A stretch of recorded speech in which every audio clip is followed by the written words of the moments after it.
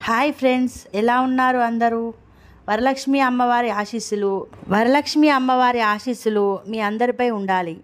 ఇప్పుడు మా ఇంట్లో వరలక్ష్మి వ్రతాన్ని ఎలా చేసుకున్నానో చూడండి. ఇల్లు మొత్తం శుభ్రం చేసుకున్నానండి. తర్వాత టేబుల్పై ఆవు పేడతో అలికి పద్మం ముగ్గు వేసుకున్నాను. పద్మం పువ్వుల్లోనే కదండి అమ్మవారు కూర్చుంటారు. నేను ప్రతి సంవత్సరం బిందెకి చీర కట్టి అమ్మవారిలా అలంకరిస్తాను. ఇలా ముగ్గు వేసి బిందెను ఈ విధంగా సెట్ చేసుకున్నాను. తర్వాత అమ్మవారికి కట్టే చీరను సగానికి మడిచి మొదటి నుండి కొంగు వరకు కొంచెం కొంగు కోసం వదిలి చింగులుగా మడిచి క్లిప్స్ పెట్టుకున్నాను. ఒకేసారి కాకుండా 2 టైమ్స్ చింగులను మడిచి క్లిప్స్ పెట్టుకుంటే చీర కట్టడం ఈజీగా అవుతుంది. కొంగుని కూడా మడిచి సెట్ చేసుకున్న తర్వాత బిందెలో వాటర్ పోసి కలశంలో బియ్యం వేసి చిన్న కలశం పెట్టుకొని అమ్మవారి ముఖం ఏర్పాటు చేశాను. తర్వాత చీరను కట్టి పువ్వులతో నగలతో అలంకరించాను. పక్కన 2 ఏనుగులు కూడా ఏర్పాటు చేశాను. ఈ విధంగా మొత్తం అమ్మవారిని అలంకరించాను. వ్రతం చేసుకోవడానికి వరలక్ష్మి అమ్మవారే వచ్చి కూర్చున్నట్టుగా నాకైతే అనిపించిందండి. తర్వాత అమ్మవారి వెనుక భాగంలో గోడకి అరటి ఆకులు అలంకరించాను. అమ్మవారికి ప్రీతిపాత్రమైన ప్రతి ఒక్కటి తెచ్చిపెట్టుకున్నాను. పూలు, పండ్లు, కొబ్బరికాయలు, పూజా సామాగ్రి, ప్రసాదం కోసం అన్ని సామాన్లు, పూజ చేసే దీపాలు, పాత్రలు, కలశాలు అన్నీ శుభ్రంగా కడిగి రెడీ చేసుకున్నాను.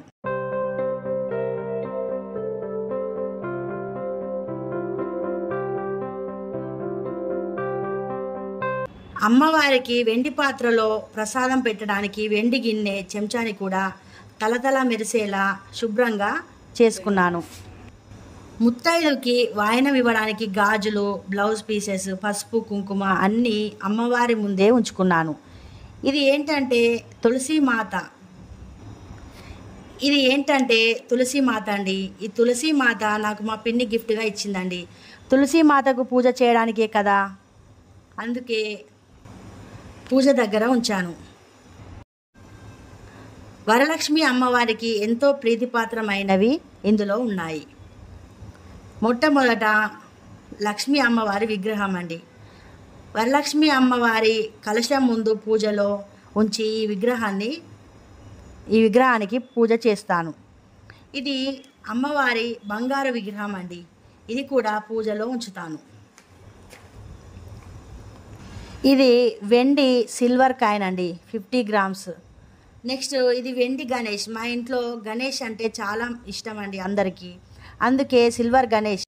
ఇది గోల్డ్ బంగారు గణేష్ అండి, లాకెట్. దీన్ని కూడా పూజలో ఉంచుతాను. ఎంతో విశిష్టత కలిగిన దీని గురించి మీకు చెప్పాలి. అదేంటంటే గోమతి చక్రము. గోమతి చక్రం అంటే అమ్మవారికి చాలా ఇష్టం అండి.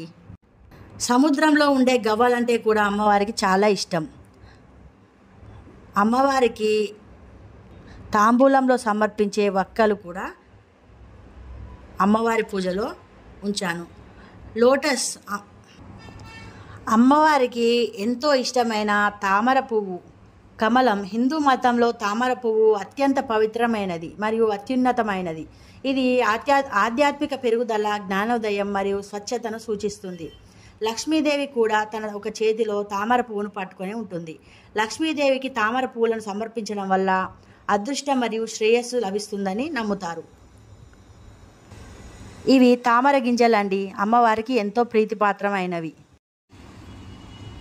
గోమతి చక్రం శ్రీకృష్ణుని చేతిలో ఉండే సుదర్శన చక్రం మాదిరిగా కనిపిస్తుంది. భారతదేశంలోని కొన్ని నదులలో గోమతి చక్రం కనిపిస్తుంది. దీనికి అద్భుతమైన శక్తి ఉందని జ్యోతిష్యులు చెబుతారు. ఋషులు దీన్ని తంత్రమంత్రం, ఆధ్యాత్మిక సాధన కోసం కూడా ఉపయోగిస్తారు. గోమతి చక్రం వ్యాధులను దరిచేరనివ్వదు. రోగాలు ఉంటే నయం చేస్తుంది. కుటుంబంలో ఎవరైనా తరచుగా అనారోగ్యంతో బాధపడుతుంటే ఈ రాయిని అందించవచ్చు. అనారోగ్యంతో ఉన్న వ్యక్తి మంచం కింద వెండి గోమతి చక్రాన్ని కట్టాలి. అది శక్తితో వారిని నయం చేస్తుంది.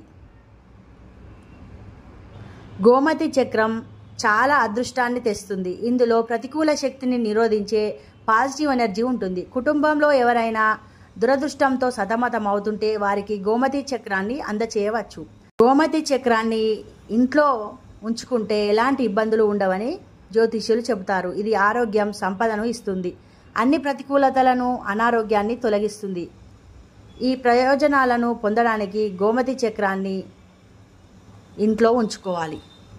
ఈ అమ్మవారికి ఇష్టమైన గోమతి చక్రాన్ని పూజ దగ్గర ఉంచు.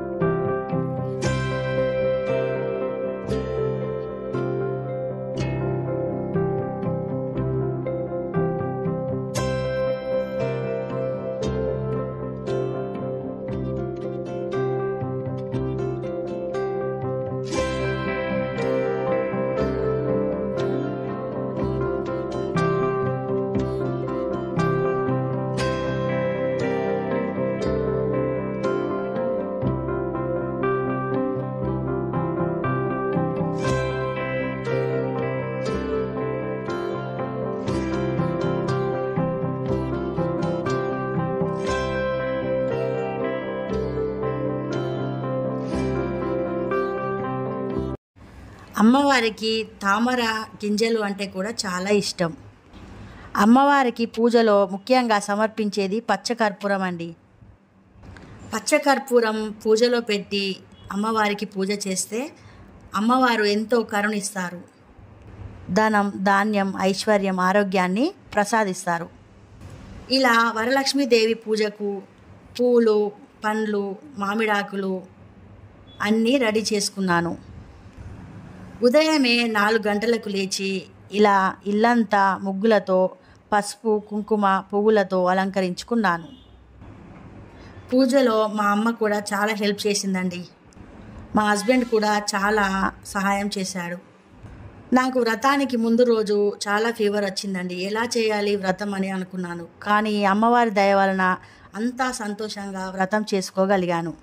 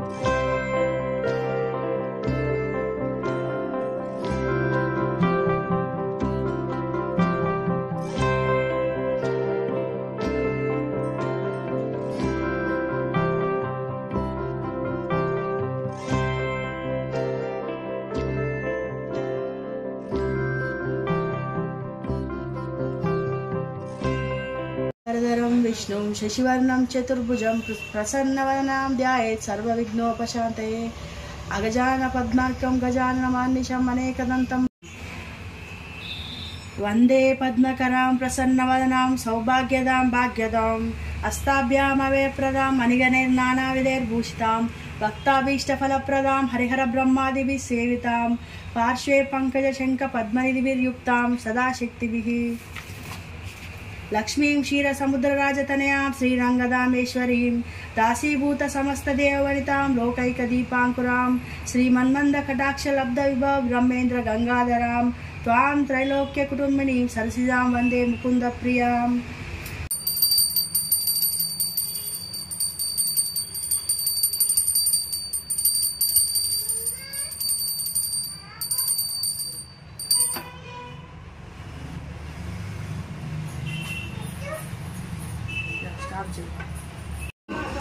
नमस्कारं नमस्ते लोकजननी नमस्ते विष्णुवल्लभे पाहि मां भक्तवरदे वरलक्ष्मी नमो नमः श्री वरलक्ष्मी देवताय नमः नमस्कारान् समर्पयामि श्री वरलक्ष्मी देवताय नमः नमस्कारान् समर्पयामि गन्धं समर्पयामि अक्षतानि समर्पयामि पुष्पं समर्पयामि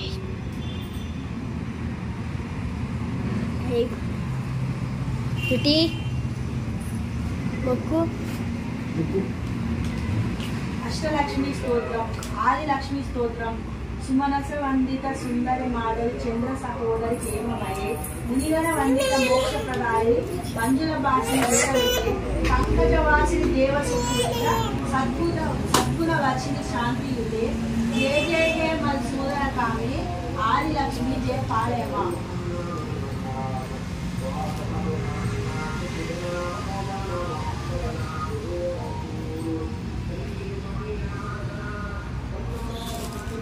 धान्यलक्ष्मी स्तोत्रम ऐकलि कल्मष नाशिनी कामिनी ऐकलि कल्मष नाशिनी कामिनी वैदिक रूपिणी वेदमये क्षीर समुद्भव मंगल रूपिणी मंत्र निवासिनी मंत्रनुते मंगलदायिनी अंबुजवासिनी देवगणाश्रित पालयिते जय जय हे मधुसूदन कामिनी धान्यलक्ष्मी जय पालयमा